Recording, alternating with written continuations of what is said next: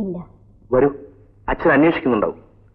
വിരുന്നുകാരനായി വന്നവൻ മകളുമൊത്ത് ചുറ്റി നടക്കുന്നത് കണ്ടാൽ ആർക്കായാലും വിഷമം തോന്നും. എല്ലാവരും പോലല്ല എന്റെ അച്ഛൻ.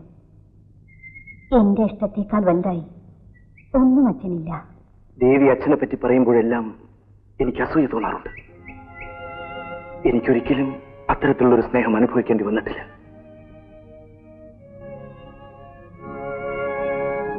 എന്റെ ജാതകദോഷം കൊണ്ടാണത്രേ ഞാൻ ജനിച്ച അന്ന് തന്നെ അച്ഛൻ മരിച്ചുപോയത്. അതുകൊണ്ട് അമ്മയ്ക്ക് പോലും എന്നെ സ്നേഹിക്കാൻ കഴിഞ്ഞില്ല. അതിനെപ്പറ്റി ചിന്തിക്കാനുള്ള സമയമായപ്പോഴേക്കും അമ്മയും പോയി. വിശാലമായ ഈ ലോകത്തിൽ ഞാൻ തനിച്ചായി. തനിച്ചോ? ചുറ്റും ഇത്രയേറെ ആളുകളുള്ളപ്പോഴോ? നിനക്കത് മനസ്സിലാവില്ല ദേവി. സത്യം പറഞ്ഞാൽ നിന്നെ പരിചയപ്പെട്ടതിന് ശേഷമാണ് ജീവിതത്തിൽ എന്തെങ്കിലും ലക്ഷ്യമുണ്ടെന്ന് എനിക്ക് തോന്നി തുടങ്ങിയത്.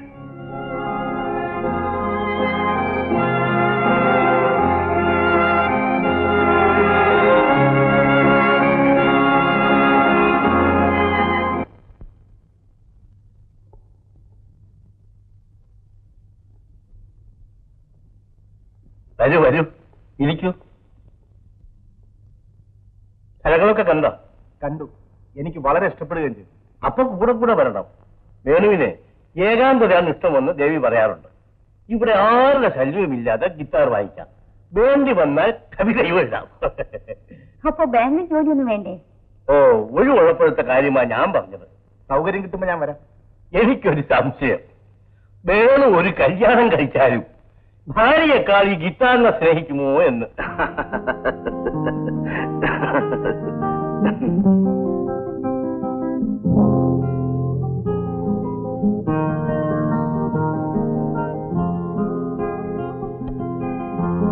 ചേച്ചി ഇന്ന് രാവിലെ മുതലേ കണ്ണാടിയുടെ മുമ്പിലാണല്ലോ. പിറന്നാളിന് പ്രത്യേകിച്ച് ആരെങ്കിലും ക്ഷണിച്ചിട്ടുണ്ടോ? വേണ്ടാത്തെന്തെങ്കിലും പറഞ്ഞവരുണ്ടല്ലോ. ഞാൻ എന്ത് പറഞ്ഞു? ചേച്ചിയുടെ പിറന്നാളിന് കൂട്ടുകാരികളെ ആരെങ്കിലും ക്ഷണിച്ചിട്ടുണ്ടോ എന്നല്ലേ ചോദിച്ചോളൂ. ഇതാ പറഞ്ഞത്. കള്ളത്തിന് മനസ്സിലുണ്ടെങ്കിൽ പിന്നെ അതേ തോന്നുള്ളൂ എന്ന്. നോക്ക്, കുറച്ചൊക്കെ എനിക്ക് മനസ്സിലാകുന്നുണ്ട്. നീ അടുക്കളയിലോട്ടൊന്ന് ചെല്ലേ. അച്ഛൻ അമരത്തുനിന്ന് വന്നാൽ ഉടനെ കാപ്പി ചോദിക്കും. എല്ലാം എടുത്തു വെക്കാൻ പറ. എല്ലാം റെഡിയായി ചേച്ചി. ഏതായാലും ഒന്നുകൂടെ ചെന്ന് നോക്ക്. പോ.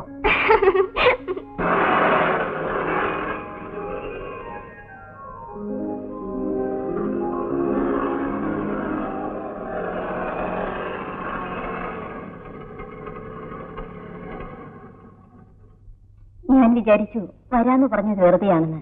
വെറുതെ ഞാൻ അങ്ങനെ എന്തെങ്കിലും നിന്നോട് പറയും? നീ പറയാറുള്ള മ്യൂസിക്കൽ ആൽബം പിറന്നാൾ സമ്മാനമായി തിരികട്ടെ.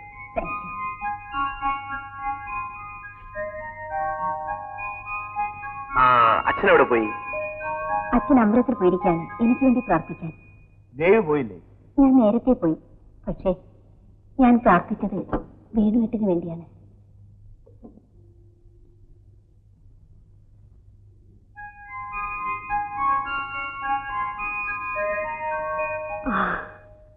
ഇനി ഇതിൽ ഒരു ഫോട്ടോ കൂടി ഒട്ടിച്ചാൽ മതി. അതിന് അച്ഛൻ സമ്മതിച്ചു? അച്ഛൻ എന്താ സമ്മതിക്കാതിരിക്കാൻ? വേണുവേട്ടനെ അച്ഛന് വലിയ ഇഷ്ടമാണ്. അതല്ല, ഞാൻ ആരുമില്ലാത്തവനാണ്. ആ കുറവ് തീർക്കാനല്ലേ ഞാൻ വരുന്നത്. എനിക്കിതാണ് ഇഷ്ടപ്പെടാത്തത്. എന്നും ഒറ്റയ്ക്കാണല്ലോ എന്നീ തോന്നൽ മാറിയാലേ രക്ഷയുള്ളൂ.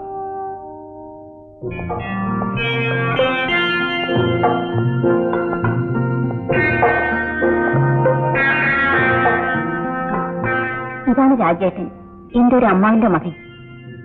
ഞാൻ വേണു. കേട്ടിട്ടുണ്ട്.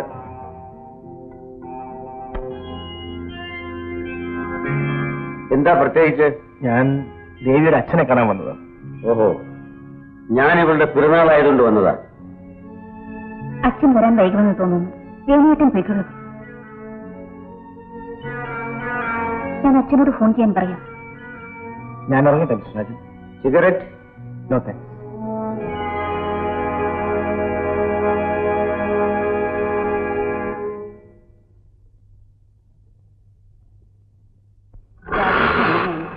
ആരോടും സ്നേഹമായിട്ട് പെരുമാറില്ല.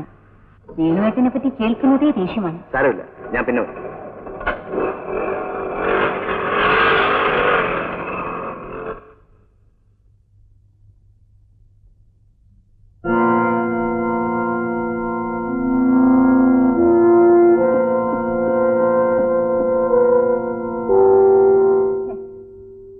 വേണുവേട്ടന് എന്ത് തോന്നിക്കാണോ ആവോ? അയാൾക്ക് കയറി വരാൻ കണ്ടൊരു സമയം. എന്നാലും ചേച്ചി എന്തിനാ വേണുട്ടനെ പറഞ്ഞയച്ചത്? വഴക്കു കൂടാൻ തയ്യാറായിട്ട് വന്നിരിക്കുകയാണല്ലോ ഒരുത്തൻ. ശല്യമായി. അമ്മാവിന്റെ മകനാണെന്ന് പറയാൻ തന്നെ എനിക്ക് മടിയായിരുന്നു. രാജേട്ടന്റെ ഉപദ്രവം കുറെ കൂടുന്നുണ്ട്. ഒരു ദിവസം 3-4 കൂട്ടുകാരെയും കൂട്ടി എന്റെ ഹോസ്റ്റലിൽ വന്നിരുന്നു. അവിടെ നിന്ന് പറഞ്ഞേക്കാൻ പറ്റ പാട്. ഞാൻ അച്ഛനോട് പറയാൻ പോവാ, അയാളെ ഇനി ഇങ്ങോട്ട് കയറ്റരുതെന്ന്. സ്വന്തം വീട്ടിലുള്ളത് മുഴുവനും കുടിച്ച് നശിപ്പിച്ചു. ഇപ്പോൾ ബന്ധുക്കൾ അന്വേഷിച്ചിറങ്ങിയിരിക്കുകയാണ് അവനെ കൂടി നശിപ്പിക്കാൻ. കാത്തിരിക്കാൻ ഒരാളുണ്ടാവുക എന്നത് ഒരു സുഖമുള്ള കാര്യമാണ്, അല്ലേ ദേവി? എന്താ ഇപ്പോഴങ്ങനെ തോന്നാം? ഇതുവരെ അങ്ങനെ തോന്നേണ്ട കാര്യം ഉണ്ടായിരുന്നില്ല. ഓഫീസ് വിട്ടാൽ കടൽക്കരയിലോ റെസ്റ്റോറന്റിലോ ചെന്നിരുന്ന് സമയം കളയുകയായിരുന്നു പതിവ്. ഇപ്പൊ എന്നെ കാത്തിരിക്കാൻ എന്റെ ഗിറ്റാറിന്റെ ശബ്ദം കേൾക്കാൻ ഒരാളുണ്ടല്ലോ. വേഗം തമാശ കേൾക്കണം. പണ്ടൊക്കെ വെക്കേഷന് മാത്രമേ ഞാൻ ചെറിയമേരി വീട്ടിൽ വരാറുണ്ടായിരുന്നുള്ളൂ. ഇപ്പോൾ ഒഴിവ് കിട്ടുമ്പോഴൊക്കെ ഇങ്ങോട്ട് പോരും. ചെറിയമ്മയും മകളും വിചാരിക്കുന്നത് അവരോടുള്ള സ്നേഹം കൊണ്ടാണെന്ന.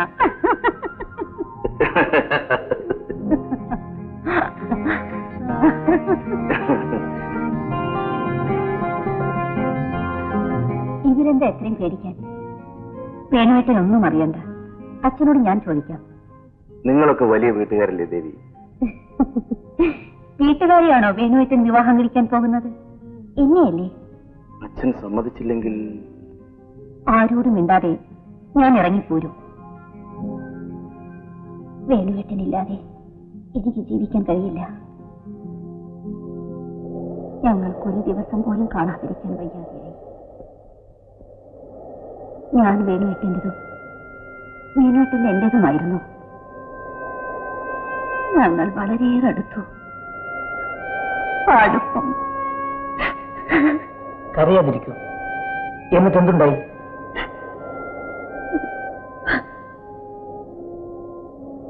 ഞാൻ ഗർഭിണിയായി. വേണുവായതുകൊണ്ട് ഞാൻ ക്ഷമിച്ചു.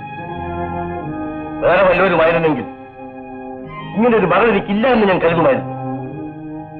ഏതായാലും ഇനി താമസിപ്പിക്കണ്ട. കഴിയും വേഗം നിങ്ങളുടെ വിവാഹം നടത്താം. വേണുവിനെ ഫോൺ ചെയ്ത് ഇങ്ങോട്ട് വരാൻ പറയും.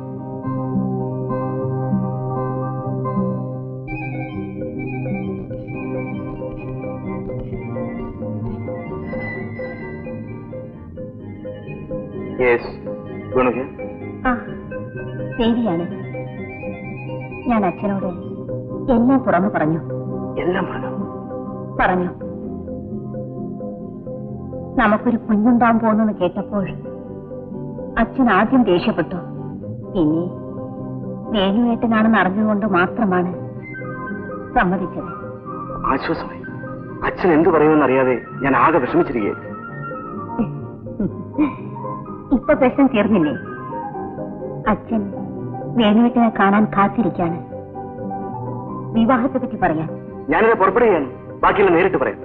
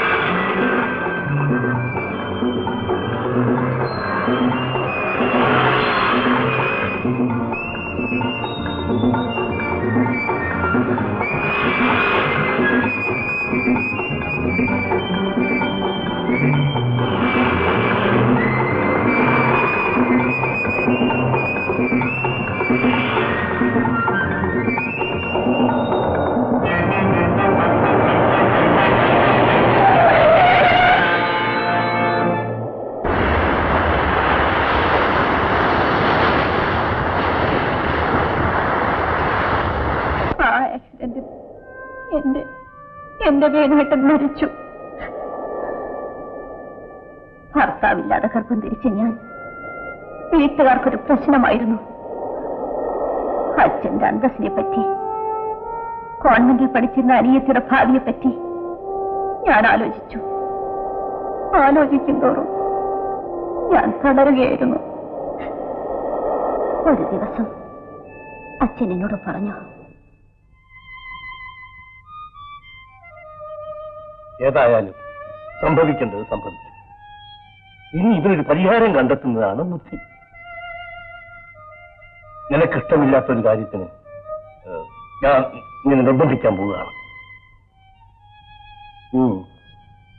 രാഘവനെ വിവാഹം കഴിക്കണം.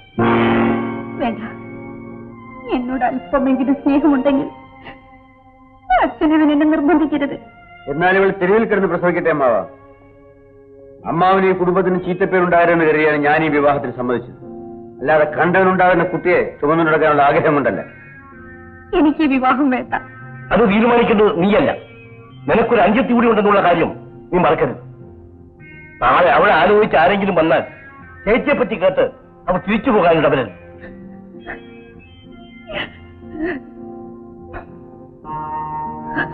അമ്മാവൻ ഇങ്ങോട്ട് വരണം. ഇവളുടെ സമ്മതം നോക്കിയിരുന്നാൽ മറ്റുള്ളവരുടെ മുമ്പിൽ അമ്മാവന് തലപൊക്കി നടക്കാൻ പറ്റില്ല.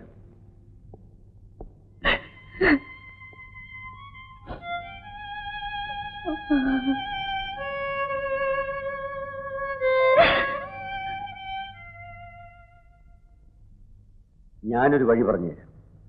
അവളുടെ വയറ്റിൽ കിടക്കുന്ന കുഞ്ഞിനെ നശിപ്പിക്കരുതെന്നാണല്ലോ അവൾ വാശി പിടിക്കുന്നത്. നമുക്ക് നിർബന്ധിക്കാൻ പോണ്ട. ഈ നാട്ടുകാരും അറിയാതെ എവിടെയെങ്കിലും കൊണ്ടുപോയി അവളെ താമസിപ്പിക്കാം. അവൾ അവിടെ ഒന്ന് പ്രസവിക്കട്ടെ. ബാക്കി കാര്യങ്ങൾ പിന്നീട് ആലോചിക്കാം.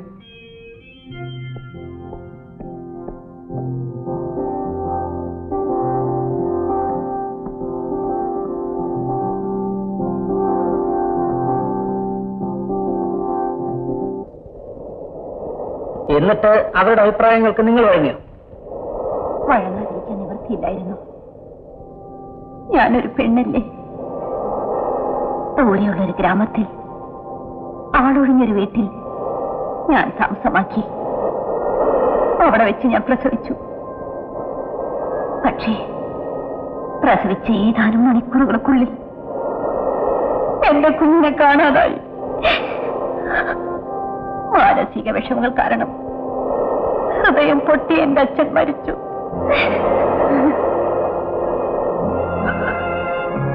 എല്ലാം എനിക്ക് നഷ്ടപ്പെട്ടു.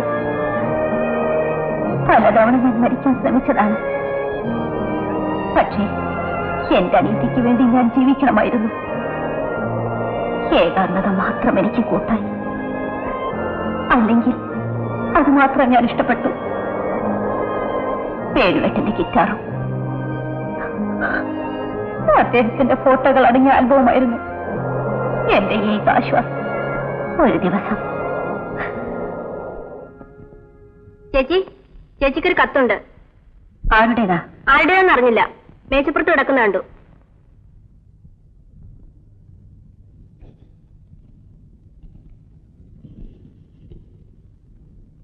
നിന്റെ കുഞ്ഞ് ജീവിച്ചിരിപ്പുണ്ട്. കൂടുതൽ വിവരങ്ങൾ അറിയാൻ ഇന്ന് രാത്രി 10 മണിക്ക് എസ്റ്റേറ്റ് ബംഗ്ലാവിന്റെ അടുത്തുള്ള ഔട്ട് ഹൗസിൽ വരിക.